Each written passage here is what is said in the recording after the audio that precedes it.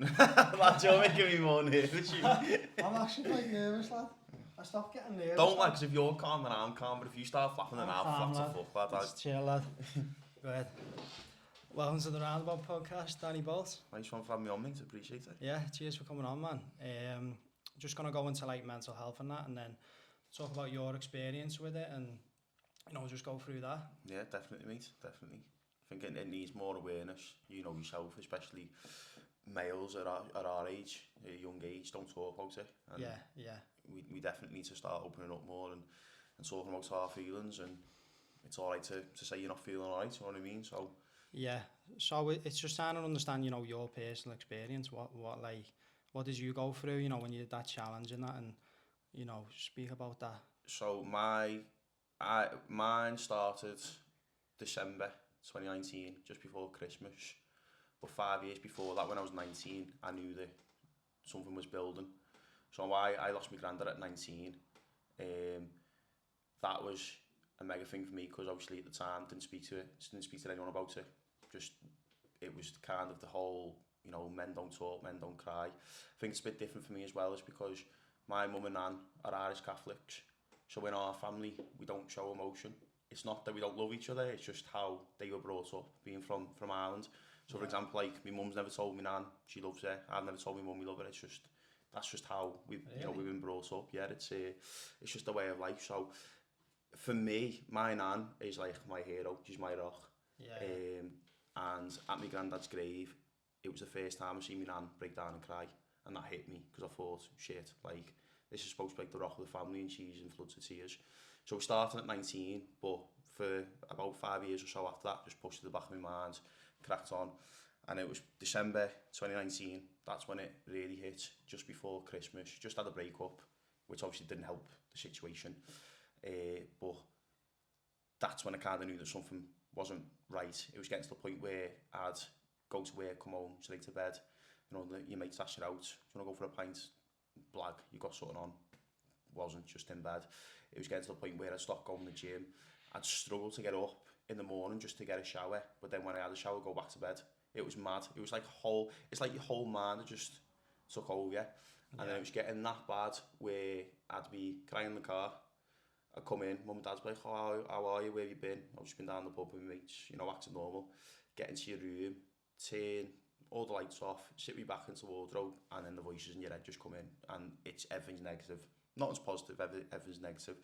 So 2019 is when it really started, and it got to the point one day where I'd rang work sick. I just picked up the phone, I'd rang in work sick. I was like, I'm not coming in. But I was quite clever, because I'd blagged to mum and dad that I was still going in. So 7 o'clock in the morning, got my stuff ready for work, and I was just driving around, just round, didn't know what I was doing. Have you ever had that thought process where you go through red lights, or you go somewhere and you don't even know how you got there? You're just in a daydream. Yeah. So I was just like driving around, couldn't tell you where I'd been. Don't know what I was planning on doing. My only thought process at the time was, I'm not going home tonight. That was my thought process. So I must have been driving around for about an hour, 2 hours. And I remember I rang my auntie, who's a midwife. She didn't answer the phone at first. And I don't know why I rang her. Just, like sometimes you just want to ring her, see if she answers. Yeah. Didn't answer the phone. So I was obviously at that point you panic. You're like, shit, like I'm desperate now, like. And within about 5 minutes she rang me back. Where are you, alright? And obviously, me being a male, just, yeah, I'm fine, I'm sound. Just thought I'd ring you, see how you are. She knew straight away something weren't right in my voice. Where are you? And at that point, I think I was just outside Boult, the canal in Boult. I was like, I'm just by the canal in Boult, just like, get to ours. So that afternoon, I was in my auntie's, sat down with my auntie, and like, it was a tough one, because I'm close to them, I tell everything, but for me this was difficult, because obviously you don't really want to talk about how you feel and how you are. Yeah. And I remember sat there, and the biggest thing that scared me was she went, have you ever thought about killing yourself? And I just, like, obviously it's that awkward pause, and I was just like, yeah, I have. And then she said, could you tell me how you do it? And like, without even thinking, I just went, yeah, by my granddad's grave, hang myself by a tree. And when you're just a bit like, shit, I just said that like that. Yeah. So then straight away, she's just like, yeah, you need to go and see someone. So that afternoon was in Digmore Community Centre, speaking to a mental health nurse. Yeah. put me on antidepressants, which, my personal opinion, they didn't work for me. Remember the first day I had it in work, I was just spaced out, just like didn't have a clue where I was. Could hear conversations going on in the background, but it was just like a fizz, like a bubble noise. So I stayed down then for 2 weeks, and then obviously that's when I got into the hiking, the outdoors and the open space. I knew that I had to get back into a routine. Like, you know, you're like me, we like being busy and being physical and doing stuff and going to the gym. And I've always known you to go to the gym yeah. for years, lad, like since 10 years ago, you know Yeah, what I mean? yeah. So for you to like take that out of your life, I know myself, once you take that out, you don't know what to replace it with, and it's like something's missing then. Yeah. And it has such an impact on your health, your mental health, Yeah. everything, you know, emotions. And you go in the gym and you exercise and you feel a lot more stable and better in yourself, you know what I mean? So it's like... And that was the hardest part as well, is because I wanted to go, but it's like my body, my mind just wouldn't let me go. I was just like, I'll have a shower, back to bed. Yeah. So that was difficult, yeah. But yeah, so that's when the hiking come into play. And then obviously we went into lockdown, which was horrendous, because I just spent probably 4 months coming out of this rut, getting back into a routine for then lockdown to hit. And I knew during lockdown I couldn't just sit there and go back into that, you know, that depression, that rut. So that's where the challenge was planned in the first lockdown. I'm just thinking back to that lockdown though, like that had such an impact on people's mental health, and massive. That was probably like a bigger factor out of anything. Like that was the biggest, you know, impact it had on people's mental health. Like they weren't able to socialise, they weren't able to like live the normal life. You know, they weren't able to go to gyms, they weren't able to like even go out for a meal and stuff like that, and just see family members and things like that. So it's like, because I did read something that was saying like that was like a period where like the highest amounts of antidepressants were prescribed. Yeah, so it's like that had such an impact on people, you know what I mean? It's so wrong as well, isn't it? Because there's all these rules, you know, some people could do one thing, some people could do the others, and then it got to the point where it was like obviously just individual lockdowns where, like, for example, you know, Birmingham would go on to whatever it was, and whereas Liverpool would like be back to socialising, and none of it made any sense. But like you said, people's mental health just plummeted, and suicide rates obviously just sky high, and obviously domestic violence as well. You forget about that. Yeah, that was bad as well, because you constantly, you know, with your family members or whatever, and you know, people are getting on top of each other and stuff like that, and you know, you don't get a break from them, and like time to go out and do other things. It's like such a strange time though, you know what I mean? Because we've been used to like, we took all that for granted, all the stuff we were able to do, you know, like go to cinema, go bowling, go out and play footy, you know, even a pint with your mates. Watch the match, anything like that just got took away. So it's like, that had such an impact on me mentally as well, because I was working from home and I was like in my room all day, and then like that was all through the week, just constantly in my room, couldn't go out on the weekend. It's like just sitting in a box room all my life. I was like, it's not a life, man. I was like, I got sick of it in the end, like I'm pretty sure everyone else did, you know what I mean? But I suppose the only positive that was obviously like the Zooms, like we used to have Zoom family quiz and stuff like that, which obviously it kept you going, and we did that with the lads and that. Things, but no, it was difficult. It was a difficult period for everyone, especially people suffering with obviously depression and mental health as well. But it's it was a crazy time, wasn't it? It's just like we didn't appreciate all the stuff that we got, because we've never like had that took away from us, like all throughout our lives, you know. Like I'm 26, you know what I mean? I've never had anything where you're being limited and there's rules, you're not allowed to do things. It's hard to get used to, and it was hard to get used to wearing a mask and things like that, you know. It's just crazy, wasn't it? And then even when that all got sucked away and it went back to normal, I found that whole process of going back to normal, obviously it'd been like 2 years before we'd had like, you know, everything that was there, and like you said, even like just walking into like a bowling alley after 2 years, you're a bit like, wow, what's going on here? Like this. But you never used to think about that stuff, like it just never used to cross your mind, did it? So it's crazy. But getting back to like, you know, where you said you seen a mental health nurse and that, so what advice did they give you? It was a tough one, because I didn't want to open up to somebody who was a stranger.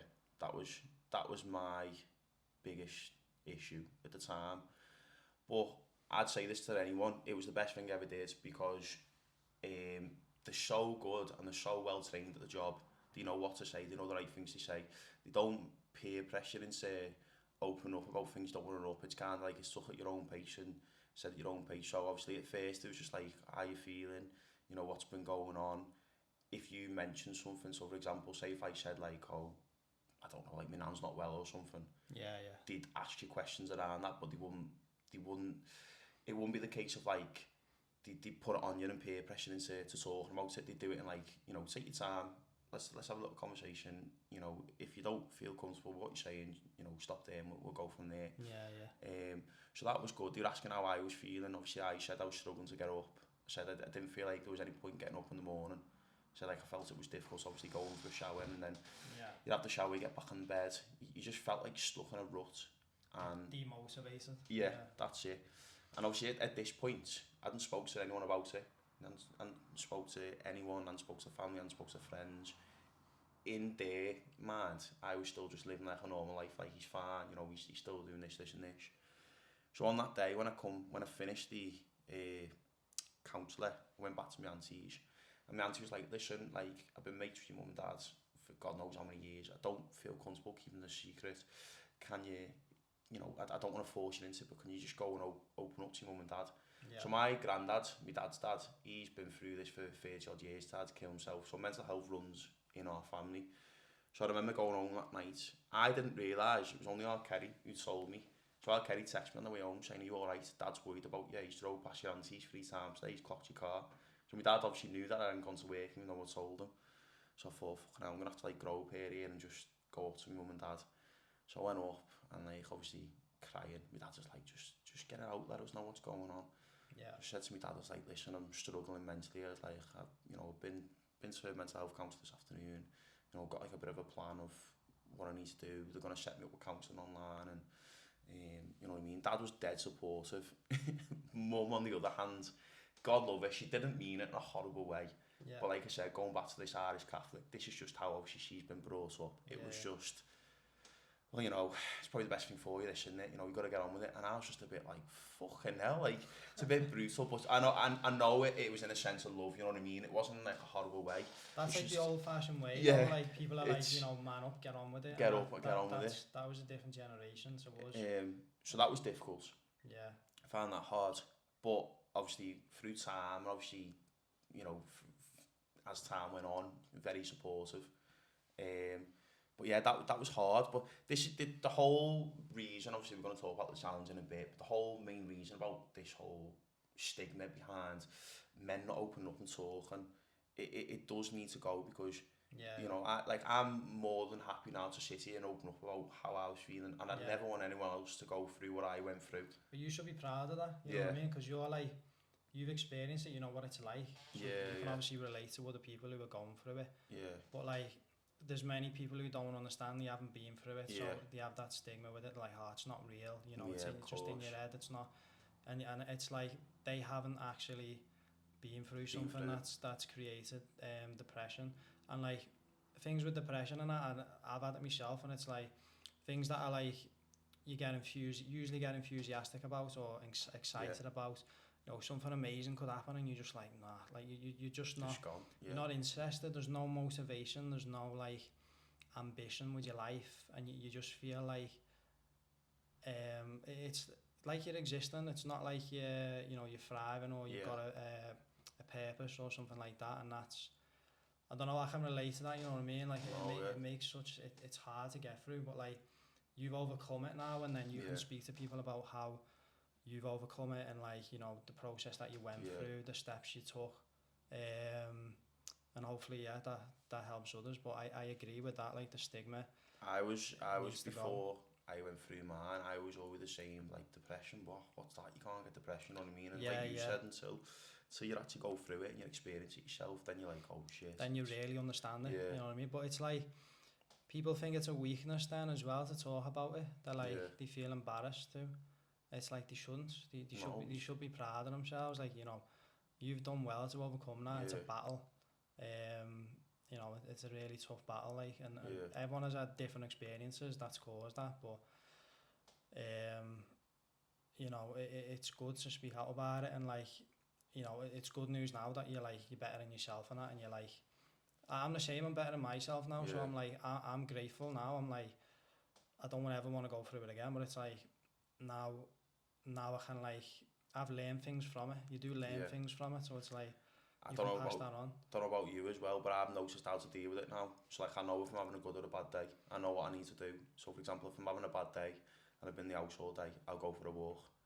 After that walk, I feel 10 times better. You know how to, it's always going to be there. It's never going to go. It is always going to be there. It's just how you manage it and how you deal with it. And I think for me, I've learned more. Like, I'll text my mates now every week. I know everyone's got busy lives, got girlfriends, kids, houses, etc. Every week I'll text them, how is everyone? Yeah. Just a simple text, how are you? If they don't get back to you after a couple of days, you understand that they're busy, but just to let them know that, I am there, if you need anything, And like I've always said on like Instagram posts I've done about mental health, if anyone needs to drop us a message or needs like, if they're going through a tough patch, drop us a message, like you'd be the same, drop us a message and, we can tell our experiences to people that, potentially might have depression that are only just going through it now and don't understand what's going on. Yeah. I'm just going to check this is recording. Yeah, go for it. It goes off, lad, you know what I mean? It's a nightmare, but let's see. We're still on, lad, we're good. See, when you start talking, fine, I'm alright then. I'm dead calm, relaxed. Yeah, it goes off easy, doesn't it? Yeah. It's, well, yeah, I wanted to check then, lad, because it's done it before where it's like I've been speaking like an idiot for ages. Like that, fuck. There's nothing worse, like, because you don't know where you've finished and you've got to take off where you've left off, you know, it's like, it's a nightmare. But, now, yeah, so where was you? Yeah, like speaking about, how how you get through a day and what you need to do. Like you're saying there as well with your mates, like, I think people should feel like they're not a burden. They shouldn't feel like a burden on the mates. Like the mates are the mates for a reason. So it's like, exactly. If you can't speak to them, then you need to change your group of mates. You know what I mean? Like, exactly. You should be able to lean on them. Not everyone has bad spells in their life. No one's perfect all their life. You know what I mean? Yeah. So it's like, you should be able to go and speak to your mates and be like, I'm struggling at the minute. What advice have you got? Can we go around, like, do you want to go for a coffee or like, can we see each other or whatever? It's like getting it off your chest makes such a difference. A big difference. It releases it off you, and like people, it's good speaking about things, but it's like people need to take action and things as well. It's like you need to change things in your life. Because a lot of people, they don't want to take away the things that are causing them the problems. They don't want to take away the drink, the drugs. Yeah. They're abusing that. I think that's important as well. This goes to every male that's obviously listening to this. Is you don't always have to see your mates, and it doesn't always have to. You don't always have to see your mates with booze for a drink. You can see them for other things, like like I see you in the gym when you're on the bag and stuff like that. I can see like my mates going for a walk. It doesn't always have to revolve around a pint. You got to have a pint to go and see your mates. You know what I mean? Like I've sat in boozers before where I've been off the booze and they've had a pint and that, which is fine. I can sit there on a coke. You know what I mean? Yeah. But I think that's a big issue. Most male think that they have to. I must go to the pub for a pint to see my mates, and it's not the case. That's what they resort to. That's always the social thing they follow. It's like, there's many other things to do, go on a walk somewhere, go to the gym. That's it. Go to cinema, arcade, there's so many other things to do, and it's like, you don't have to drink to enjoy yourself. And like, some people are fine, they can do it in moderation, but then if you can't and you can't, it's like, it's best trying to knock it on the head, If you're like someone who abuses it and you're drinking all the time, some people who like, they deal with the problems, they drink on their own and stuff, and it's like that's how like I said, that is how they deal with things. It's like they have to have a drink to sort things out, and it's like they're constantly stuck in that that cycle. I agree, completely agree.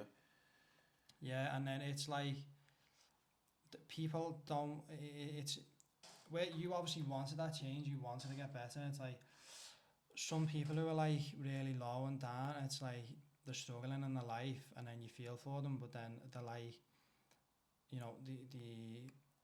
they don't like self-reflect. They don't look at the things that they're doing that are causing them problems. Because if you're eating junk all the time and you're drinking and you're doing drugs, then anyone's gonna feel bad. You know what I mean? You're not gonna feel healthy in yourself. You're not emotionally. Your hormones aren't gonna be balanced out. You know, and the food is a massive contributor to mental health. You know what I mean? Like the food you eat, you feel better when you eat healthy, and it goes a long way. I know that people have life, you know, things that happen in their life that impact their mental health and stuff and situations, but it's like you deal with situations better when you're eating healthy, nutritious foods, and you know, you're exercising, you know, everything is in balance then, and it's like you're able to, you know, like get on with your day better and stuff, and it's like certain little things won't affect you as much, but if you're like eating all the bad foods and junk and that, it's like your hormones are out of balance, and like the little things you can just overreact and get stressed and stuff like that, and it's like you know, it's a massive contributor to mental health, but it's like people won't take away the things that are causing, they won't change. It's like you've got to take time to look at yourself and think all these other problems that are in your life, and you know, you think you're blaming everyone else for it. It's like, you know, look at yourself. What are you doing? Like, what are your daily habits? And you know, some people don't want to take away the things that are causing them the sickness or whatever, you know what I mean? So it's like, it's difficult with those people. So as well, it's like obviously drinks and drugs, you know, they give you that high for so many hours, but then it just the depression comes in thick and fast when the come down's on. But like you said, people just obviously they experience that high, and that's kind of like their way of forgetting about what's going on in life. I'll get on the limo, get on the ale, like it's making it worse. It is making it worse. It's difficult for those people because like I've spoke to many people about it, and they're like, I don't know why I do it. It's just when I have a drink, and I don't like doing it.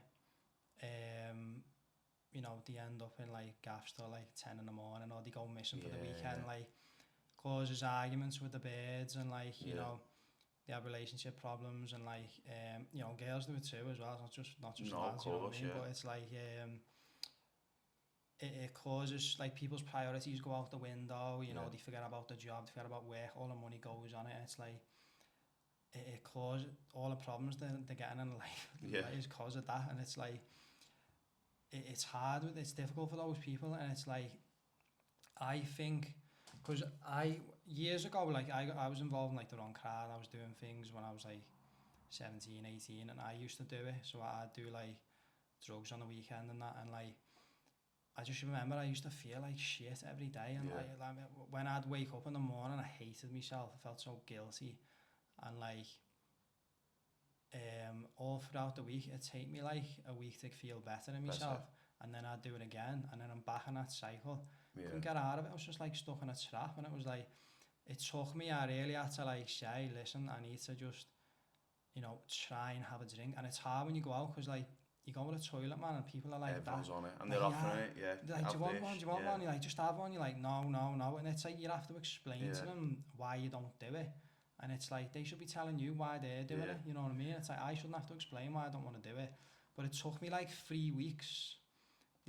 When you're breaking habits, it's like, after about 3-4 weeks, it just like, I didn't like even think about it no more. And like, after that, I was just never looked back, and it was like 8 years ago. I just haven't done it. You know what I mean? So it's like, I mean, like if I go to like, you know, a festival on holiday and stuff, like people do things occasionally, but it's when people are doing it every weekend, and like it's just really taking its toll on your life. Isn't it? It's and I always find it fascinating as well, especially when you go to town. You know, like you said, when you go to the toilet, no, they look at you like two heads, like. What, you don't do it? Like when you're looking back up, you're like, what? Like, you know what I mean? It's just, obviously it's just the norm now that everyone does it. It's a social thing, innit? People do it socially, and they spend half the night in the fucking toilet. So it's like, you're not even enjoying your night, man. Go out and have a dance, you know what I mean? I know, fucking mad, isn't it? Well, it's like that nowadays, and the sooner people realise that if people do it and they're okay with it occasionally, then that's fine, you know what I mean? If people like, you know, and they're eating junk food or whatever and they're happy, then it's fine leading to it. But I'm just talking about the people who are like saying I'm really struggling with depression and like I'm getting anxiety and problems. It's like, well, there's reasons why you're getting it. If you try taking these out, see how you are after a month, and guarantee you'll be like a different person. Oh yeah, I completely agree with everything you're saying. It's like you said, until people come off it and actually, you know, openly admit that actually, do you know what, I need to come off this to make me feel better. It's never going to change. It's going to be in that same cycle over and over again. Well, it's like going to the gym and that. Some people say it's not for me, but they haven't actually stayed at it consistently or tried it properly. It's kind of like you've got to force yourself at first, but when you create that routine and that habit, you know, it's like an addiction, but it is a good addiction.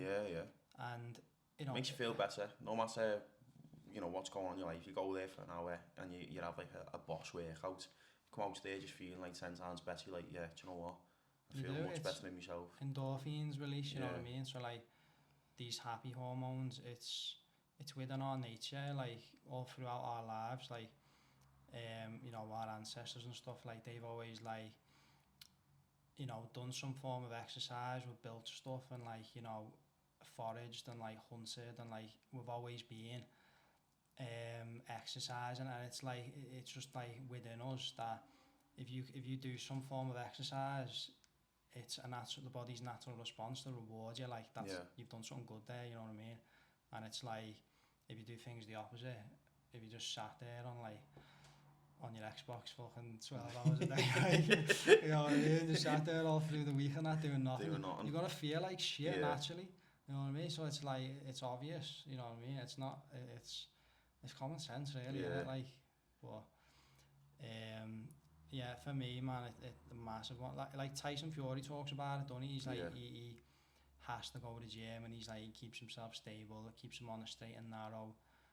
Otherwise, like, once he eliminates that, like he did, he resorted to, you know, being like the crowd and, you know, drinking all the time, doing drugs, and like, he got to a point where he nearly committed suicide, you know, he nearly took his own life. So it's like, that can be a massive cause for... Just while we are on the subject as well of celebrities, so like for example, Paddy the Baddy, fucking love him, think he's boss. I think obviously his speech as well about the male stigma and that, fantastic. Yeah, but it was good what he said, you know, like that, a close friend, he's like, I'd rather have my mate cry on my shoulder than... But there is one thing that does piss me off about some celebrities, is some celebrities jump on the bandwagon. So for example, like celebrities, politicians, all these are in a position of power that can obviously like change lives and help people, and you know, they can use their platform as like in a positive way. But like sometimes you get celebrities that, like for example, like someone might have committed suicide, they bang a post up, then they go quiet and don't speak about it, whereas you think to yourself, like, you put a post up saying like RIP to this person, but then you don't follow it up, you don't help people out, you don't promote like men's mental health or even just mental health in general, you just go quiet. It's just like you do it for followers, and that really pisses me off. It really does me head in. Some people do that for like the social status. And it's you just think to yourself, like, you're doing it for the wrong reasons, whereas obviously like Paddy, Tyson Fury, like they've had, you know, friends who've had that, been through that. Tyson's been through it himself. Like, you can only really relate to someone for like, you know, the most pain you've ever felt, or like what you've experienced. It's like someone's telling you about an experience or what they're suffering with, or, you know, someone saying that they've got autism or ADHD or like, you know, different mental disorders. It's like you can't really relate to them because you can't judge them either, because you've never been through it yourself. So it's like you don't have any idea what it's like to be them and live through it. But when you've been through something, it makes you think, God, like, it's horrible. You know, you don't want you think, how can anyone else, you don't want anyone else to go through that. And it's like, same with me, I just thought, like, I wouldn't wish that on anyone. Even your worst enemy, even someone you don't like, or even my worst enemy, I wouldn't. And it was like, I remember having days where I was just like going to bed and just thinking, I don't want to wake up and that.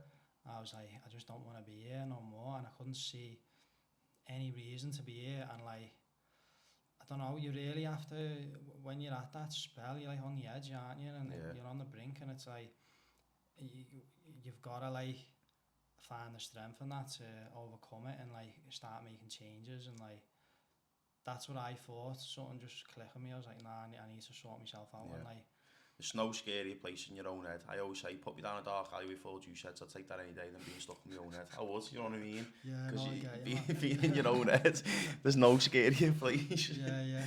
Well, the podcast I did with Joppo, he's a mental health nurse, so he knows all the studies behind it, and like, your own head gives you a physical reaction. It will give you pain, you know, anxiety and depression. Like, it's a painful experience, man. It's not pleasant, and it's like the effect it can have on you, man, is just it's so like intense at times, and people just think, oh no, it's just and you can't, I can't, like, you can say something's going on with you and I can't feel it, I can't see it, you know what I mean? It's like, I'm just taking what you're telling me, but I can relate to you now because I've been through it myself. But it's like, that's the thing now, it's getting people to speak about it and just be like, you know, proud of themselves for getting through stuff as well. And then it's like, they have that mates group now in SCEM. I don't know if you've seen it. I've seen bits about it, I've seen stuff, which is fantastic, by the way, so whoever set that up, fair play to them. Yeah, so like anyone on Facebook, if you go on the group, or just give us a message and I'll invite you to it, but it's mates, it's like m.a. There's a dot between each letter, but it's like, you know, they just go for like a coffee or something, or like some food. They go to that, I think it's at Vito's in SCEM in the parade. And you know, just people meet up and like just speak about their issues or whatever, and just get on like a friendly chat. You don't have to open up about things, but just want a bit of company and stuff, and you're struggling. It's like, you can go to these places and like anyone's welcome to it. There's no don't feel embarrassed about going, you know what I mean? It's like, it's just a place, just a safe space for people, really. It's like, that's a good thing that's going on in SCEM, and it's like, you know, it's getting more things in the community. We're in a deprived area as well, so it's like, there's more stuff like that and more things for people to do. Things like that cost nothing as well, do they? Like, just meeting up for an hour or so, like you said, a cup of tea, coffee, whatever it may be, having a social chat, cost nothing but time, really, does it? But it's just this area, so like, there's not much job opportunities, and like, some people, if you want a decent job, it's like you gotta travel to like the city, you know, Liverpool, Manchester, unless you've already got some experience now and you can work from home and stuff. You know, some people are quite fortunate in that way, but it's like, in SCEM there's not much here, and the jobs that are here are quite low paid, and then people blow the money, they're struggling, and like, especially now with the cost of living and that, and everything increasing, energy bills, price of fuel and all that, it's like, people are finding it difficult, and money has a massive impact on people's mental health as well. So it's like, I was going to say, I think over the next few months, like you said, with the cost of living, I think there'll be more suicide rates. And the concerning thing is the government don't give a shit, do they? They're not asked. No. Like, I know, that's they're not bothered. I seen that Rishi Sunak talking about shops, really. did you see it, talking about like deprived areas, and he was saying like, oh, the Labour government pumped like some funding into the deprived urban areas, and he's like, so I had to undo that. He's going to be the next like, Thatcher in himself, he'll be the next Maggie. You know what I mean? But he portrays himself as a good person when he's on the news and stuff, like, I'm going to do this to help people, I'm going to increase people's benefits, I'm going to do that, and he's like, he's just saying that to please people, but he doesn't give a shit deep down. They're all full of shit, aren't they? It's like they got a script next to the camera, always just say this, fuck off. Fuck off. It's just scripted, all scripted. But these people though, it's like, people struggle anyway to pay the bills, they just get by, like, literally just keep their head above water, and it's like, now it's going to be difficult these next couple of months. So it's like, it's easier said than done for me to say to people, don't get stressed about your bills and your finances and stuff. It's like, it's hard. It's hard, yeah, very hard. And I've always said this, like I've worked in a primary school in Anfield for 10 years. It's probably one of the biggest deprived areas in the country. I absolutely love it because the kids are down to earth. Like, you know what you're getting with them. Yeah. But I've always said, every working class person that you meet, that obviously the fucking Tories don't have a clue, but the majority of the working class, they don't want the flash cars, the fancy houses. They want enough to provide for the family, a nice holiday every now and then. But it is mainly just to live. We don't want like 6 fucking bedroom mansions and that. That's not how we've been brought up. No, exactly. We just want to be treated fair like everyone else. Yeah. And like, these people see life a different way, you know what I mean? They appreciate things. It's just their way of living is just completely different to like someone who's had, you know, been fortunate and had you know, had money and, you know, they've had a better upbringing. And it's like, they don't realise people's situations. It's like, you know, I've seen things where it's like, I've seen things on Twitter all the time, and it's like them commenting to people like, this person's on benefits, and it's like, you know, why you shouldn't have a phone or something. It's like, you should be allowed a fucking mobile. It's like, well, what, like, you know, allowed like a Netflix subscription, like you don't need it. So I said, well, people should be allowed these things, you know.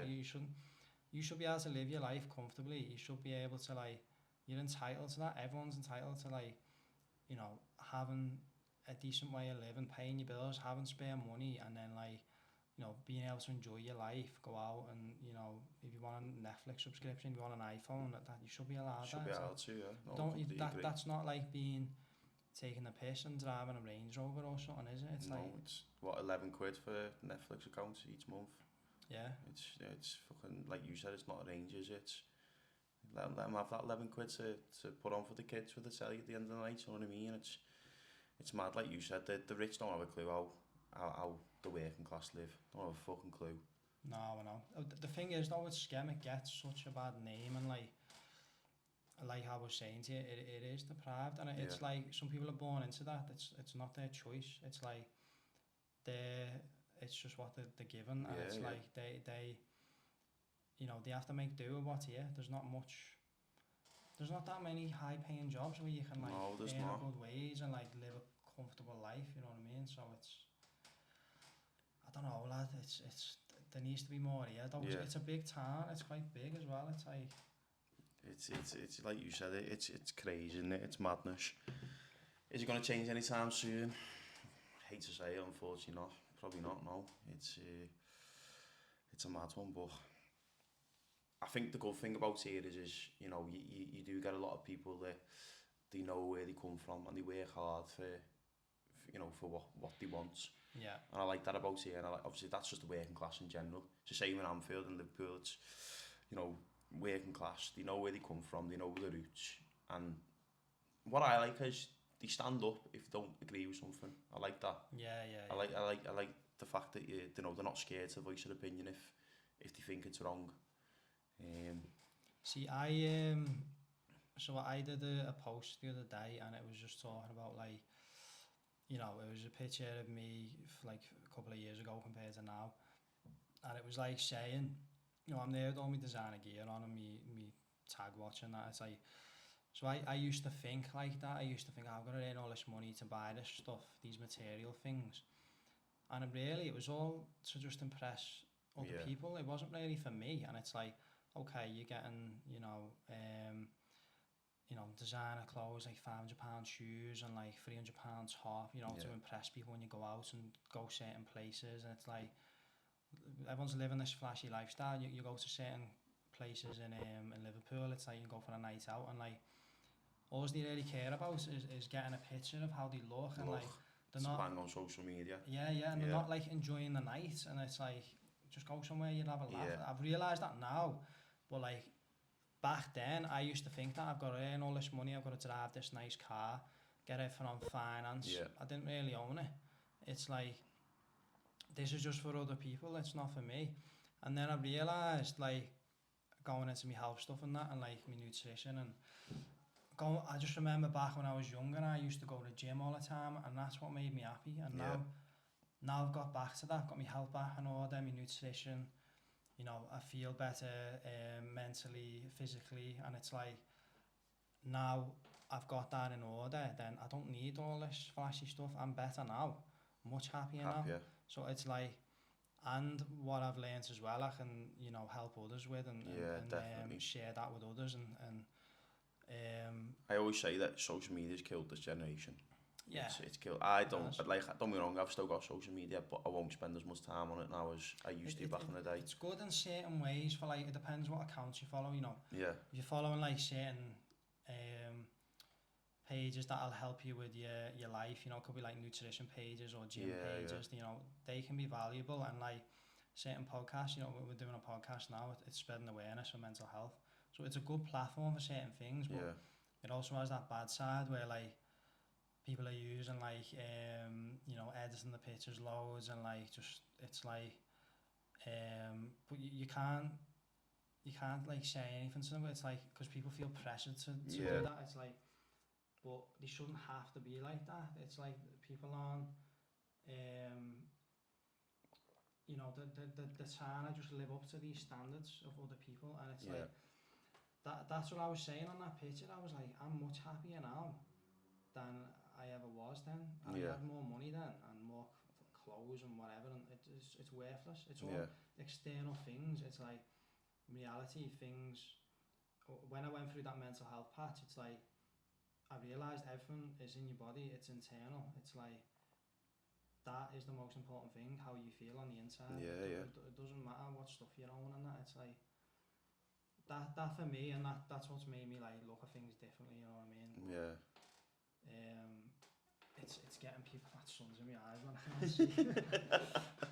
I'm starting to pull that. Was it slide across? Yeah, good. Yeah, that's it's better like that. But yeah, I don't know where we getting to then. We're gonna touch on anything else, or do you want to talk about the challenge? Yeah, let's go on the challenge, man. So during the first lockdown, so Strong Men is run by Dan Cross. So Dan Cross was on that Yesterday's Wins. Oh yeah. The story behind him was he was working away from home one night. His wife rang him, said there was a man outside the house. The man, while he's on the phone, the man broke into the house, picked up a kitchen knife from the block, stabbed his wife to death while he was on the phone. So we set up strongmen.org.uk. It's on the celebrity one, yeah? Yeah, no, this was just you know, like the public. It was was it? I think it was 2013, I'm not sure. Don't quote me on that. It was a while ago, like. Yeah. But there's a video on YouTube if you want to watch it. So him and there was another fellow called Ephraim. I always pronounce his name wrong, he's Welsh, but again, two top fellas. They set up this bereavement charity called strongmen.org.uk. So obviously, because my mental health obviously all generated from obviously my granddad's death. During lockdown, I thought, like, I need to do something here, and I wanted to spread the word about mental health, but I wanted to do something big. So in the first lockdown, I messaged Dan Cross. I was like, listen, I've had an idea. I said, I don't know if it's going to work. I said, I'll get back to you in a few months, let me plan it. So my idea was 20 individual mountains in 10 days. Now, people have always questioned, why did you call it 20 individual mountains in 10 days? And the reason behind it was because sometimes, obviously, if you go to the lakes, you can go up one and then just go across 5 or 6 and then come back down. Yeah. Whereas I wanted to go up one, back down to the car park, and then you go up another one. Yeah. So it probably took a good 3 months plan, because obviously you had to plan routes, you had to make sure that journey times for certain mountains weren't too long, or like the distance wasn't too far, obviously, for the day that you had. Yeah. Got back to Dan Cross, was like, listen, planned it, asked me two mates, Andy and Matt, said, like, do you want to jump on, get involved? They were like, yeah.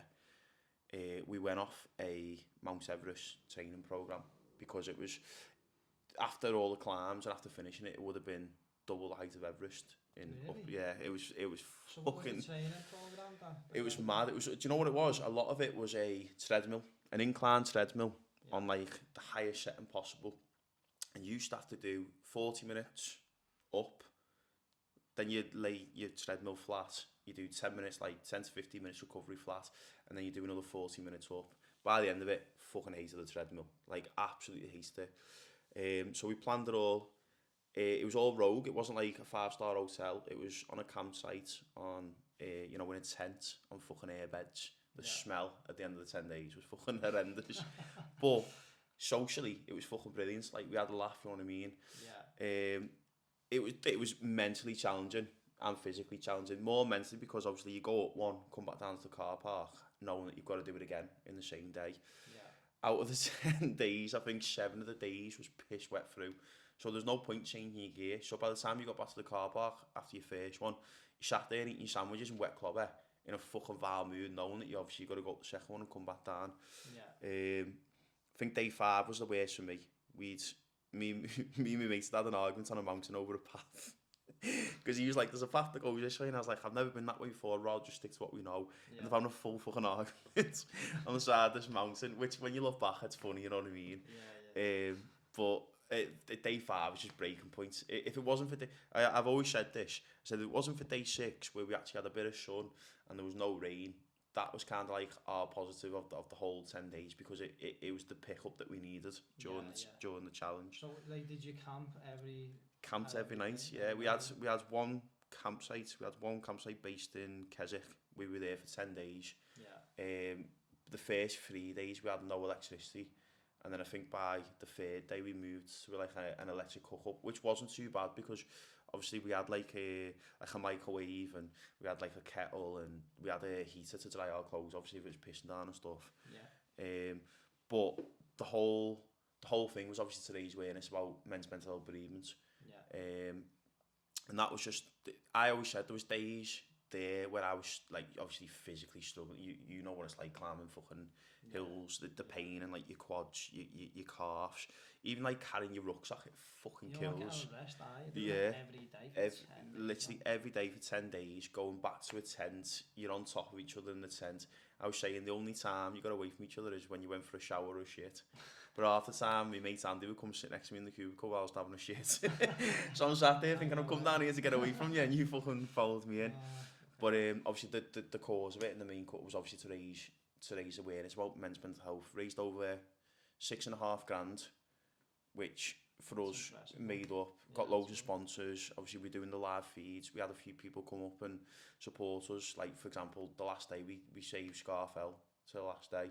Yeah. And we had fucking loads of people at the top, and that was like a nice little, you know, like a nice little finisher. Yeah. Which, what mountains did you do then? Oh fucking hell, we did Pillar. I couldn't name all 20 because it was probably 2 years ago, but like Scarfell, Helvellyn, Pillar. We did Great Gable. We did Old Man Conister, Brimfell, Bowfell, which was a fucking bastard. Paviarch. There was all different ones in the lakes. This is all in the lakes, yeah. All in the lakes. So you got up 20 mountains in the lakes. 20, yeah. That many there. There's over 200 and God knows how many. There's some ridiculous stats. In the UK. They call it fells, don't they, up there? But we read the quote that if it was over 600 metres, it's actually classed as a mountain. But half of ours were like 800 metres, so it was like, do you know what I always say? It was like climbing Ben Everest every day for 10 days straight. It was a fucking bastard. See, that Old Man Coniston was enough for me. That killed me. I was done in after that. It was horrible that because Brimfell, do you know what the worst thing about it? So we did Old Man Coniston and Brimfell on the same day, and when you get to the top of Conister, you can literally walk across the Brimfell.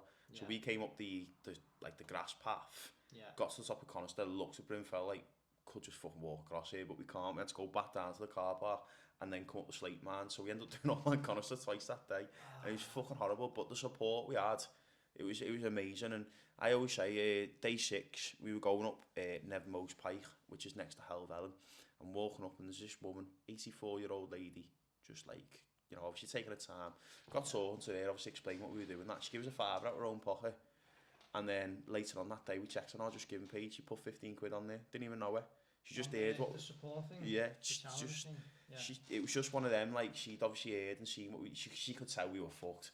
Like we were absolutely fucked. But that was like a nice little positive, a nice little pick you up to obviously to complete it. How many done that with you then, the challenge? There was me, Matt, Andy. So there's 3 of us doing the whole 10 days. And then we had like, for example, we had like Bum and Chelsea come up for one day. Matt's Mrs. Charlie came up with her mate Jem. Andy's brother come up. So we were having people come up, you know, for certain days to do certain ones. Like I said, Scarfell on the last day, it was brilliant because we got to the car park.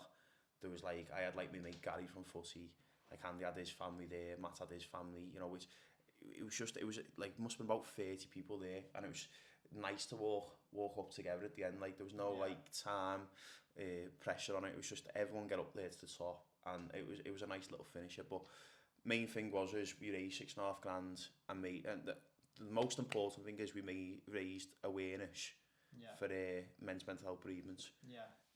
How did you find that then, you know, after you went through all that? What made this like come about? Like, so obviously I got into my hiking, didn't I? And then I wanted to just do something big. I didn't want it to be something small. Like, I say small, it sounds a bit disrespectful, and I don't mean it in that way, but I didn't want to just run like a 10k or like a 15k. I wanted to do something that was going to physically and mentally push me, but at the same time was also going to be big enough to raise awareness, obviously around men's mental health, so I just put what I enjoyed, or what kind of saved me, which was the hiking, into a challenge. And at first, you know, when you write it down on paper and you look at it and you're thinking, what the fuck am I doing here? You know what I mean? This just looks stupid. And then obviously after, I didn't think I was going to be able to plan it. That was my main concern, was planning, because I thought the times, and obviously like in a day, obviously like, it takes like 5 hours to just do one. So like to be able to get up one, get down, then obviously change your feet, because obviously like you got to change your socks so you don't get blisters, and then get back up and down another one. I thought, 2 a day, innit? yeah, it's not going to be possible. But what time was you like finishing of a night? It depends really. Some days we try and start early. We try and start around 8ish, 9ish. Try and get down the first one for around 12, 1. Obviously, like in the car, you get some scran in you. You know, you plaster your feet back up, and then you get back up and down. And we try and finish for probably later 6ish. The good thing was that it was still late nights. So if we got stuck, like I think one night we were up there till like 8 o'clock, which was a bit concerning, but it was light, so we managed to get up and down.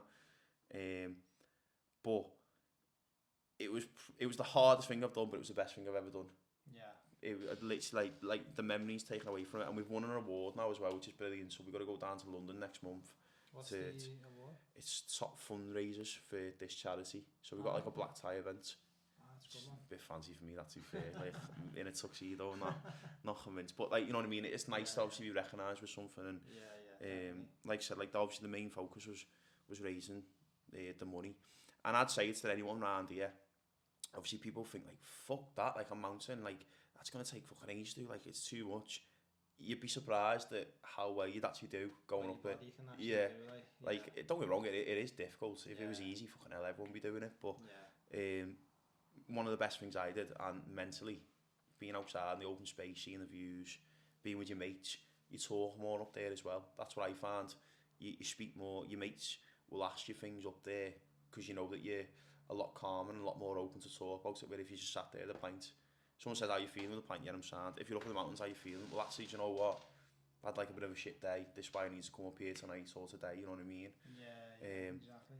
But I'd definitely recommend it to everyone. Anyone, even women, men. Take your dogs, take your partners, take your grandparents, your parents. Like, it doesn't even have to be like a big hike. Just even go around. It definitely makes you feel 10 times better. See, that's an achievement though, isn't it? Like you can tell people this story now, and like, you know, it's raised awareness. You've raised money, and you know, you're obviously proud of that achievement. It must have been difficult, that, man. Like, just imagine it. Like, it's £2 a day, isn't it? Like, £2 a day, and don't get me wrong. Like, we had like the recovery at night time. Like, people probably think like, oh, you must have been eating like healthy. It wasn't even the case. Like by night time, because you burn so many fucking carbs and calories. You're there like fucking eating pizza and everything. You know what I mean? And like all the foam rollers, the massage guns, they all played a massive part. And what we wanted to do is we wanted to make sure that we were camping and we were doing it rogue. Like, we didn't want it to be like, oh, you know, we'd do it and then we'd go back and have like a fucking nice hot shower. You going to like a campsite in between, like, or just camping? Just stayed. No, we stayed. We had this one campsite in Keswick where we were booked on for 10 days. Just had like a big... You just go back to that? Yeah, every night, just back there. Yeah. It was difficult some days because like the journey to Scarfell was like an hour away. Even though you're in the lakes, it's still fucking an hour away because you got to go like all the back roads and that. So that was like a bit of a ball ache, because you have to wake up at like 6 in the morning flat, and you're thinking, fucking hell, I'm knackered. And I've got to travel an hour before we even fucking get going. Yeah. Whereas like some days there'd be ones that would be like a 5-minute journey down the road. So like, right, I can get up a little bit later and do it that way. But no, it like you said, it's proud of it, but more proud the fact that we raised more awareness on the men's mental health. That was the main cause of it. Yeah. When you going back to like, you know, that initial period then, and when you first spoke to a doctor, like what was the process of like, was you seen quite quickly, and you know, did he help you straight away, and like what happened? So first time I went, they put me on a 2-week antidepressants, and like I knew straight away. I know people probably say that you probably didn't give it a chance, but I knew after 2 weeks of antidepressants, I thought, oh, fuck this isn't for me, this. Yeah. Like, this is making me scatty, don't want this. It's just a band-aid. Yeah. It's not actually getting to the root cause of your problem, you know what I mean? Yeah. So I went back in, like, she was like, how you feel? I was like, be totally honest with you, I was like, I don't think they're working. I was like, but like, obviously I'm still feeling like shit. Yeah. She was like, right, okay, well, we can get you on this counselling course. So I was like, yeah, sweet. She was like, it's going to take probably about a month. I was like, fucking hell. I was like, that's a bit, you know, like a bit long. Yeah. But I thought, like, put me on the waiting list. As this, do you know what? This is another thing as well, which I think benefited me. So as this happened, the first, like, COVID's kind of kicked in, you know what I mean? Like, the whole COVID thing. So it went from going to, like, a place, I think it was like, I don't even know where it was, but supposed to be going to a place to on Zoom. I think it was so much better on Zoom, because if you're sat with someone face to face and you're struggling to open up, they're still staring at you. Whereas behind the camera, I could turn and talk, like express what I want to say. Whilst I know she's on the camera, but she's not like directly in front of me, you know what I mean? Yeah. So I think that worked out better for me.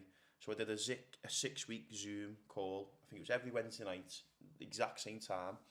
They give you a questionnaire at the start, like an online questionnaire. On a scale of 1 to 10, how you feeling today? You have to answer the questions.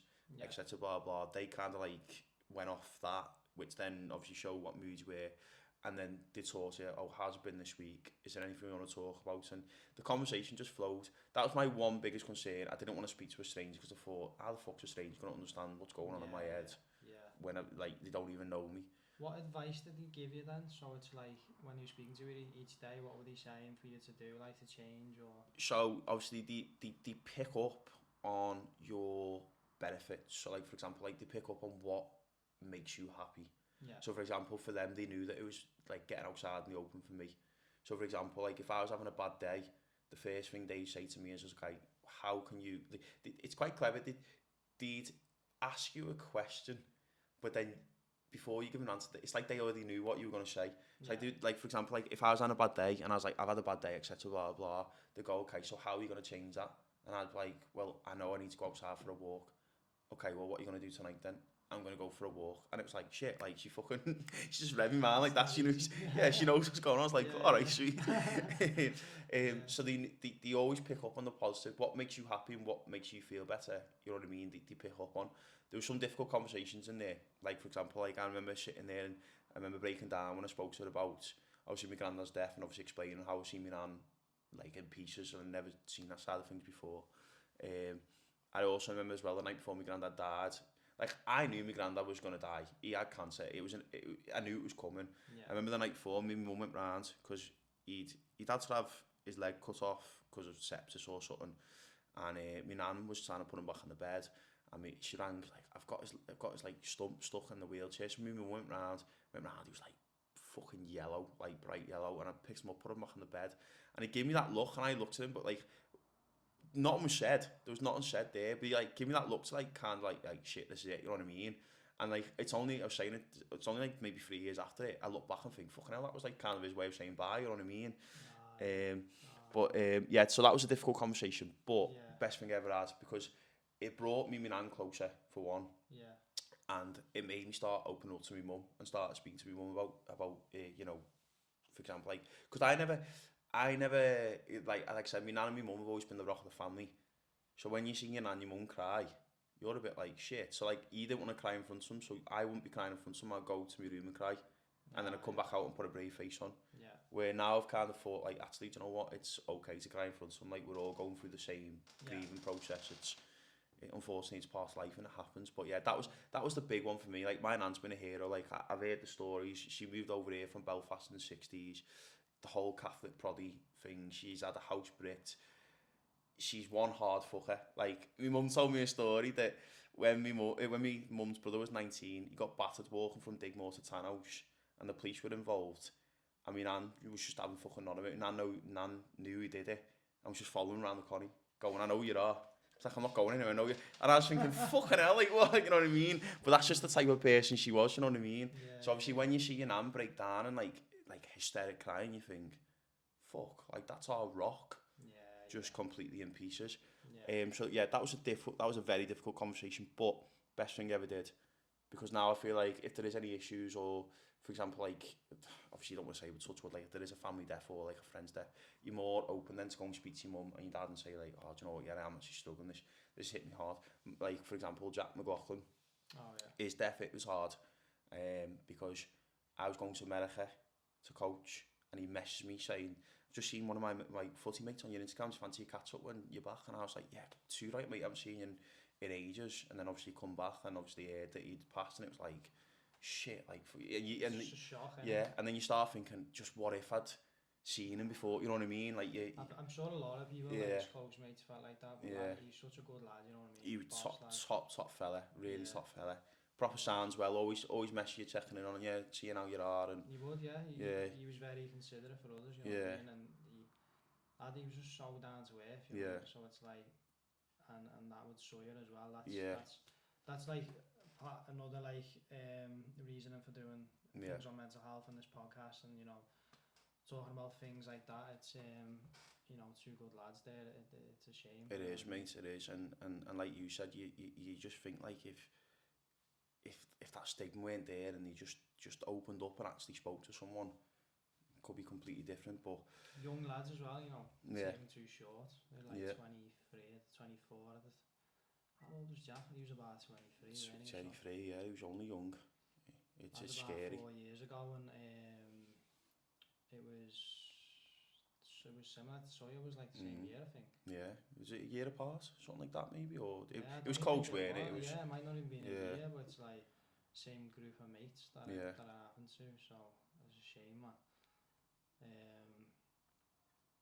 But yeah, man, it's that's like that is partly why I wanted to do this, and you know, it affected me mentally, but there's other people, and unfortunately it's gone past the point where they can get help, and it's you know, that's why it's good you speaking about it, and it's good that you're talking about it, you're telling people what like they helped you with, and you know, the process you went through. So now they might think, oh, it's not too bad. It's not too bad. It's not like it's within reach to speak to someone and get the help. I mean, like I say, like, I know that antidepressants in a way for me.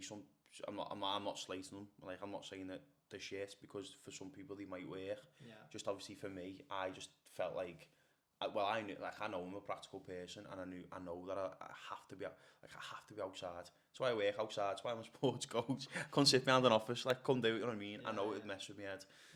I always like to be on the go. I always like to be doing something. Like, even it's hard term now, I've got to be doing something. I've got to be constantly busy. Like, I can't sit still. Like, I find it difficult to sit and watch like a series on my own, and that can't do it. Like, it's alright when you got someone there with you and you know talk about, but when you sat there watching it on your own, nah, I'd rather like be out, or like in the, like you said, in the gym, or up a mountain. Yeah, I'm the same, to be honest. But no, I think this is fantastic what you're doing. I really do. I think it needs more people like yourself to be doing stuff like this, to get that whole concept that it's okay not to be okay, you know what I mean? It is. It's hard me finding the time, so I'm trying to do like one a month, but it's like, you know, I'm working full time, I'm doing other things as well. Then I'm doing things with my nutrition, so I'm doing like nutrition consultations with people now, and doing like a full diet plan and stuff with them, and lifestyle changes. You know, I'm not just going in about like you know, losing weight and stuff. You know, it's overall health, helping them as an individual. You know, it's like, it's mental health, physical health, you know, your hormones, everything.